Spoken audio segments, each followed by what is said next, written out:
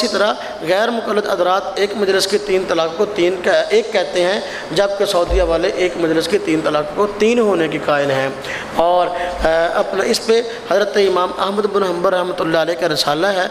کتاب الصلاۃ کے نام سے، یہ ہے، اس میں انہوں نے خود لکھا ہے اور یہ سعودیہ شائع ہوا ہے اور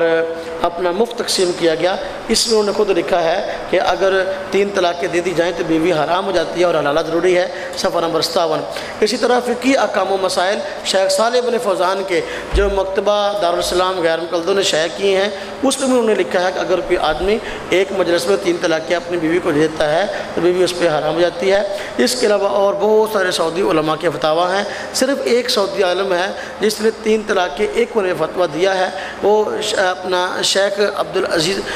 محمد بن عبدالعزیز ابن باز ہے، انہوں نے فتویٰ دیا ہے۔ باقی ائمہ کرام کا فتویٰ 3 طلاقیں 3 ہونے کا ہے، لیکن میں نے خود ان کی فتاویٰ پڑھی ہیں، میرے پاس موجود ہیں۔ انہوں نے خود لکھا ہے کہ دیکھو میں یہ فتویٰ ضرور دے رہا ہوں لیکن مجھ کو اس کی کوئی صریح دلیل آج تک نہیں ملی۔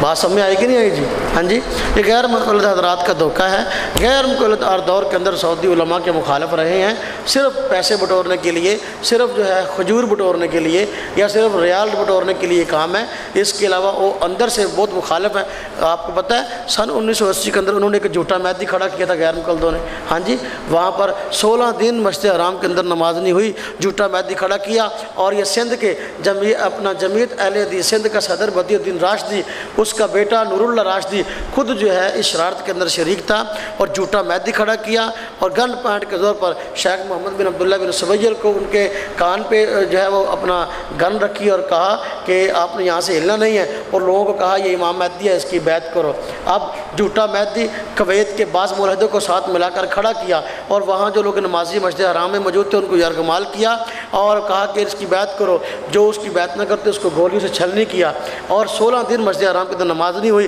اور لوگوں کو اپنا مسجد حرام کی بیت الخلاء میں پیشاب کرنے تک نہیں جانے دیتے تھے، یہاں تک کہ وہ لوگ بیچارے جو 16 دن تک معصور رہے مسجد حرام کے اندر، وہ پیشاب اور پخانہ بھی مسجد حرام میں کرتے رہے۔ یہ ان لوگوں کی اہل حدیثیت ہے۔ ہم ان لوگوں کو جانتے ہیں کہ ان کی اوقات کیا ہے۔ اگر یہ لوگ بات کریں تو بڑا سمجھ کر بڑے سوچ سے بات کریں کہ ہم کیا کر رہے ہیں، ہمارا کردار کیا ہے، ہم اس کردار کو جانتے ہیں۔ اور خود دیکھیں یہ کتاب دنیا کا خاتمہ غیر مقلدوں نے شائع کی ہے، اس میں خود اس جھوٹے مہدی کا تذکرہ کیا ہے کہ وہ آدمی جھوٹا تھا جو لوگوں نے کھڑا کیا۔ اور یہ کتاب ہے غلوف، دین میں غلوف کے نام سے، یہ سعودی عالم ہے عبدالغفار حسن، اس نے شائع کیا ہے۔ اس نے خود اس میں لکھا ہے جو وہاں لوگ کھڑے ہوئے تھے مہدیت کا دعویٰ لے کر اور لوگوں کی مخالفت کرنے کے لیے، وہ ہمارے ہی لوگ تھے۔ اب اگر غیر مقلد کہیں نہیں وہ ہمارے نہیں تھے، ہم کہتے ہیں بدی الدین راشدی کا انٹرویو شائع ہوا، دیکھو بدی الدین راشدی کا بیٹا نور اللہ راشدی جب وہاں اور لوگ مارے گئے، قتل کیے گئے، سعودی اپنا مفتیان کرام نے فتویٰ دیا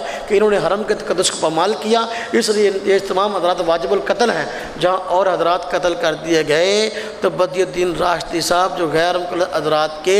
جمعیت اہل حدیث سندھ کے صدر تھے، ان کا بیٹا بھی مار دیا گیا۔ ان کا بیٹا بھی،